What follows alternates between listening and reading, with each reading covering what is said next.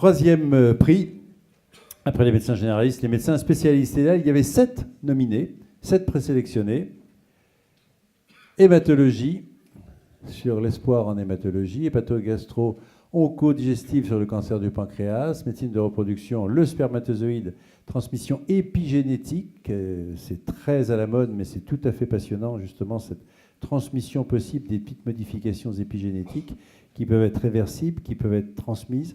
Ça, c'est tout à fait passionnant. Et 4 autres.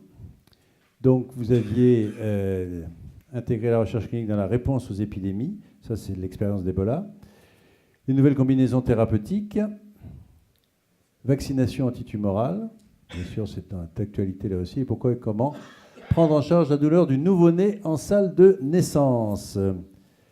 Et le gagnant est le cancer du pancréas. Mais que se passe-t-il? Hépato-gastro-oncologie digestive. Et nous accueillons logiquement Louis Buscaille, si c'est bien ça, sous vos applaudissements.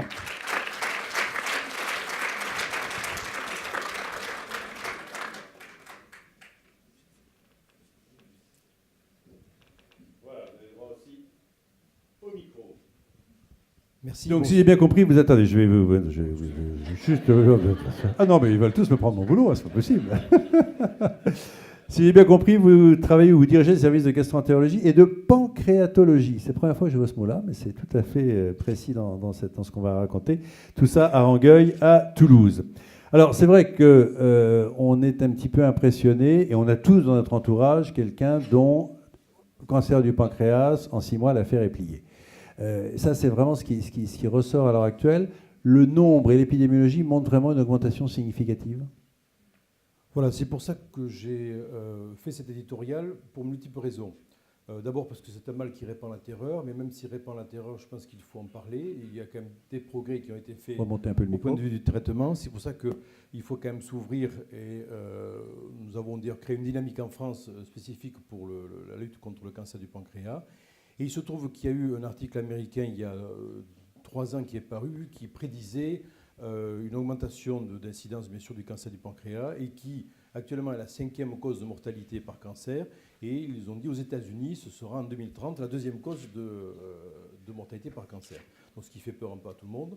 Et finalement, en se penchant sur la littérature, en Europe, ce sera en 2025. Donc c'est encore plus près de ça.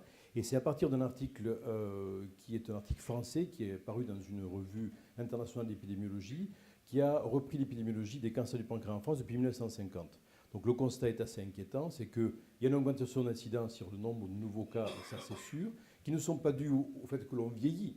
Parce que quand on vieillit, on est guéri de certaines maladies, puis on arrive finalement à une autre maladie qui est le cancer du pancréas. Et non, ce sont des gens de plus en plus jeunes, et l'augmentation d'incidence va bien sûr en même temps avec l'augmentation de la mortalité.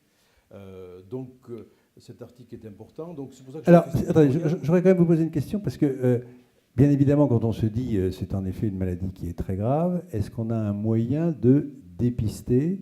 Est-ce qu'il y a des profils particuliers? Parce que pour un certain nombre de cancers, on dit, en interrogeant, il y a un profil, donc on va faire plutôt tel examen. Et donc, deuxième partie de la question, est-ce qu'il y a un examen intelligent à faire? Est-ce qu'une échographie abdominale est intelligente dans un profil donné? Malheureusement, non. Nous avons certains profils particuliers avec des familles de cancer du pancréas, mais qui ne représentent que 2% des cas de cancer du pancréas. Et donc, la seule chose que l'on a actuellement, si on veut parler de dépistage ou de diagnostic précoce, c'est d'être vigilant. Donc, l'appel aux cliniciens. Mais vigilant, c'est quoi? Vigilant à des symptômes, vigilant à certains signes, vigilant à écouter les patients, puisqu'on en parle.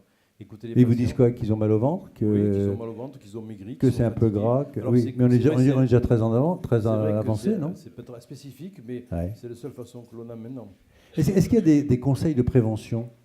Est-ce qu'il y a des éléments de prévention qui permettent de... Parce qu'on dit pour la prostate, il y a des choses à faire. Enfin, est-ce que dans ce domaine... Malheureusement, toutes les études épidémiologiques qui ont été menées n'ont pas ressorti, comme on dit, des facteurs très prédisposants comme l'obésité, le café, le tabac ou des choses comme ça, mais c'est vraiment très ténu par rapport à d'autres cancers, ou par exemple pour le cancer du poumon, c'est le tabac, donc ça c'est évident. Pour le cancer du pancréas, c'est jamais très constant, et donc les conseils, c'est bien sûr bouger, comme pour tout le monde. Comme tout le monde. Donc il n'y a pas de choses bien particulières, mais ce que je pose dans cet éditorial, ce qui est posé quand même en fond, que s'est-il passé Dans la mesure où on a des cas de plus en plus jeunes, il y a des choses qui se sont passées dans les années précédentes.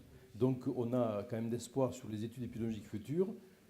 Quid des pesticides, quid d'autres produits. Vous allez nous faire un petit peu d'épigénétique? Exactement, ou de l'épigénétique. Et donc c'est pour ça qu'on a lancé une grande cohorte en France d'études prospectives pour essayer de savoir ce qui s'est passé. En tout cas, quelque chose s'est passé, on ne sait pas quoi, mais malheureusement... Bon, voilà. beaucoup d'interrogations et vous nous inquiétez un petit peu. Photo.